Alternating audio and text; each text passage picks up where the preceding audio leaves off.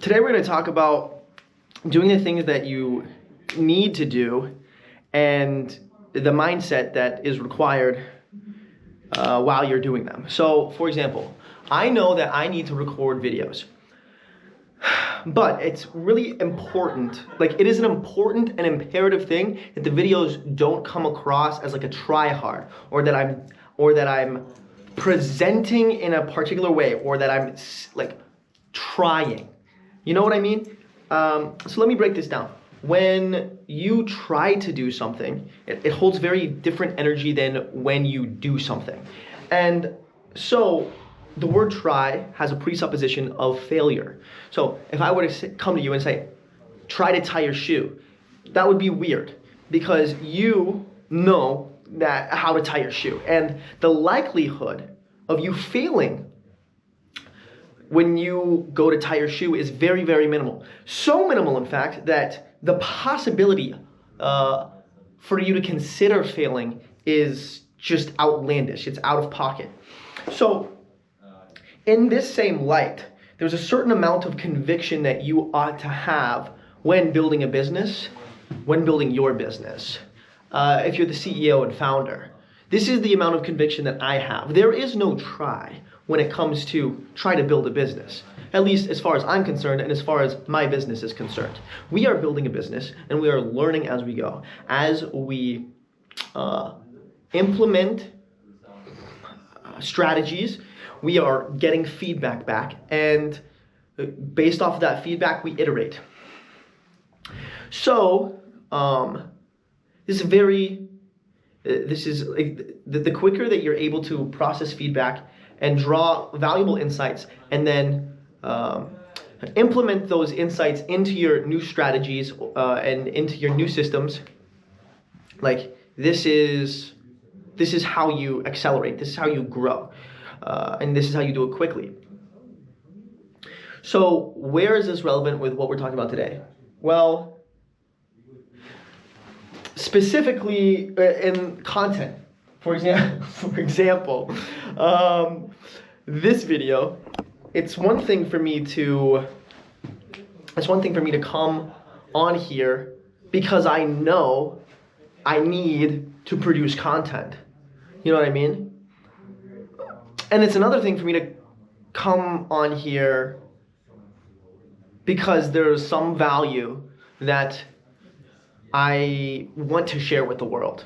There's a very distinct difference in the energy that you're showing up with between those two options. One of them is out of obligation. The other one is out of curiosity, or it's out of inspiration. You know? So let me ask you, just like on a very simple level, would you rather experience a piece of content that was made out of obligation, or experience one that was made out of inspiration?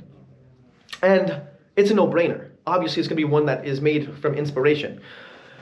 So this general sentiment is something that really, when it comes to any sort of creation, you really ought to, like, this is a revelation that will allow you to refine your taste and understand what separates something that is great versus something that is like, that just checks the box.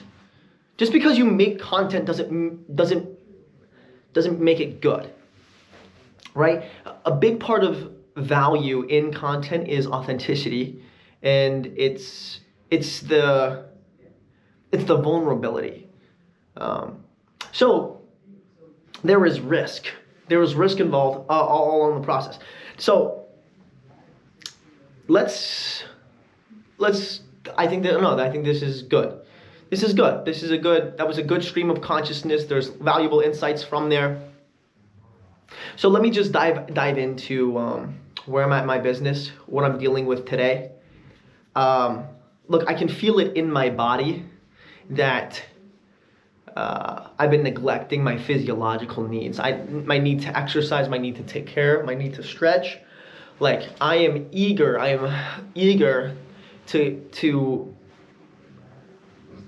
get into a rhythm where I'm prioritizing these things. And so there's this opportunity cost of like, at what point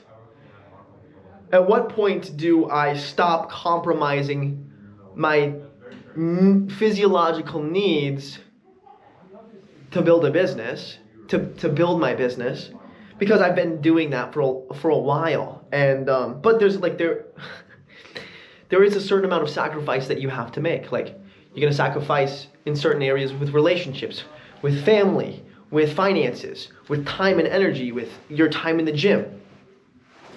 And there's a lot of variables that you're juggling, as an entrepreneur, as a founder. And you have to use a certain amount of discretion to determine, determine your strat for life. What is sustainable? I know that the way that I'm moving, like the way that I have been working, is not sustainable because I can feel it in my body. The stress builds up in the body, and then it impacts your psychology. It impacts your psychology. So this is a full circle. If your stress builds in the body and it impacts your psychology, what's happening? Now, without you even realizing it, you are operating out of scarcity. You're operating out of obligation. And so the overall output quality of what it is that you're building is it's compromised. It's compromised at a foundational level, because ultimately the way that you are showing up in life is not in a state of abundance. It's not in a state of inspiration. So there are things that you have to do to take care of yourself, so that the quality of your output doesn't become compromised over the course of time. People who say, "Oh, I can sleep when I'm older." No, you need sleep. Sleep is important for you. And so look, I'm going to get off my soapbox when it comes to taking care of yourself, but you have to understand that this is a web. Everything is a web. Everything is connected. You can draw parallels, and this can be a blessing and a curse, because it can complicate the way that you think about things.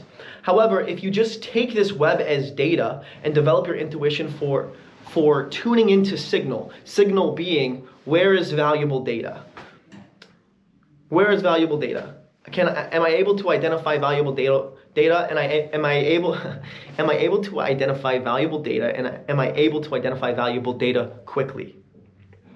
And this definition is what discretion is. And this is why I say discretion is the number one most important attribute of anybody building anything.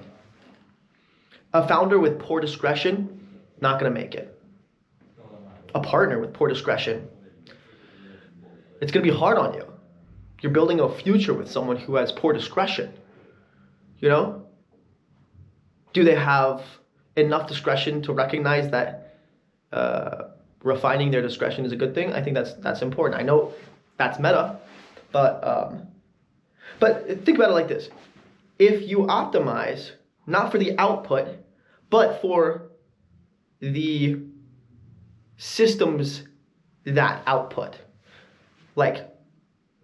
I am not seeking a better output as much as I am seeking a better foundation that produces. I'm seeking a better system that produces. If the system is refined, if the system is optimized, then the output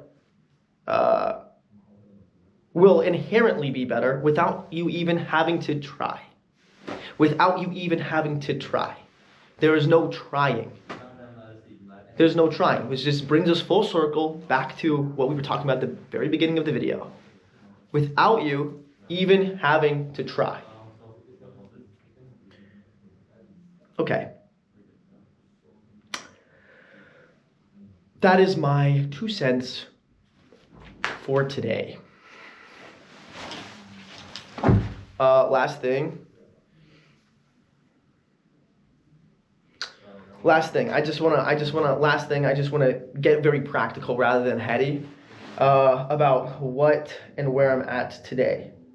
I've got bugs. I got bugs that I need to debug.